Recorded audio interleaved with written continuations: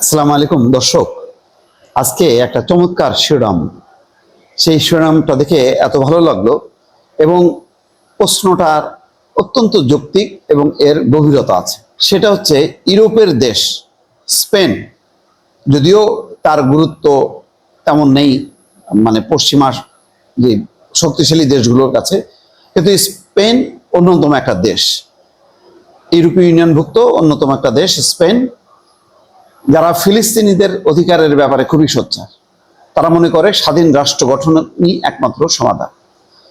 সেই স্পেন একটা প্রশ্ন তুলেছে, বলছে যে রাশিয়াকে এত নিষেধাজ্ঞা ইসরায়েলের ক্ষেত্রে নয় কেন? আসলে মানে রাশিয়ার উপরে যদি 50% মানে নিষেধাজ্ঞা থাকে, তাহলে 100 গুণের উপরে যদি কোনো নিষেধাজ্ঞা হওয়া উচিত, সেটা হচ্ছে ইসরায়েল। ইসরায়েল একটা ছোট দেশ, কিন্তু আমেরিকা, মূলত আমেরিকার মদত পুষ্ট হয়ে আশেপাশের সমস্ত অন্তত 4টা দেশে দেখলেন না, মানে 35,000-এর উপরে হামলা চালিয়েছে গত 20 মাসে। 4টা দেশ, তার মধ্যে আছে লেবানন, সিরিয়া, ইরান, ফিলিস্তিন, এবং ব্যাপকভাবে, এবং মানে তার কোনো বিরতি নেই। এমন কোনো দিন নেই ইসরায়েল মানুষ হত্যা করে না। গাজায় তো নির্বিচারে, সম্ভবত আমি বলেছি যে 100 সম্ভবত তাদের টার্গেট, যে 100 মানুষকে হত্যা করে। এবং সিরিয়ার যারা সৈনিকরা বলছে যে তাদেরকে এটা করতে হচ্ছে কমান্ডারদের নির্দেশে। তো কমান্ডাররা কার দ্বারা পরিচালিত হয়? ইসরায়েলের শাসক। আর সেই ইসরায়েলের শাসকরা কার মদত পায়? পায় হচ্ছে মার্কিন যুক্তরাষ্ট্রের। সুতরাং একমাত্র যদি ইসরায়েলকে রোখা যেত, তাহলে মধ্যপ্রাচ্যে শান্তি আসতো এবং মধ্যপ্রাচ্যে যে যুদ্ধ সেটা বন্ধ হতো, মানুষের রক্তক্ষরণটা বন্ধ হয়ে যেত। সেই কারণে স্পেনের এই প্রশ্নটা আমার কাছে খুবই যৌক্তিক লাগে যে ইসরায়েলের উপর নিষেধাজ্ঞা না কেন?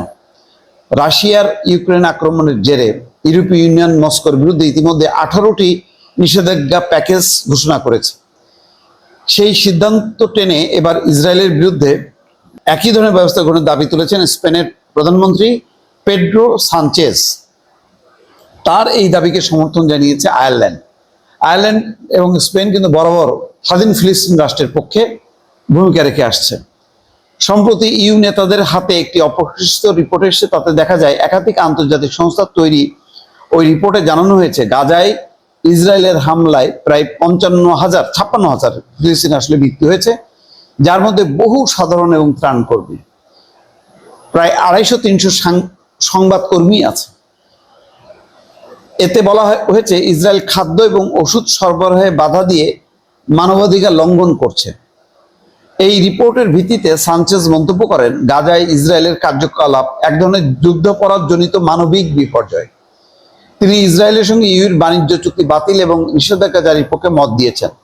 যদিও ইসরায়েল দাবি করে আসছে তারা শুধু হামাসের বিরুদ্ধে লড়াই করছে, সাধারণ নাগরিকদের লক্ষ্য করে নয়। স্পেনের যুক্তি, ইসরায়েল ইউর সঙ্গে সম্পাদিত বাণিজ্য চুক্তির 2য় ধারা লঙ্ঘন করেছে, যা মানবাধিকার রক্ষার অঙ্গীকার করে, তাই তাদের বিরুদ্ধে নিষেধাজ্ঞা আরোপের আইনগত ভিত্তিও আছে। দর্শক, এই প্রশ্ন আসলে শুধু স্পেনের না, আমার ধারণা যে বহু দেশ আছে তাদের ভেতরে এই প্রশ্নটা উত্থাপিত হচ্ছে যে ইসরায়েল যে ধরনের কার্যকলাপ করছে তাতে তার বিরুদ্ধে নিষেধাজ্ঞা দেওয়া উচিত। দর্শক, ভালো থাকবেন। আল্লাহ হাফেজ।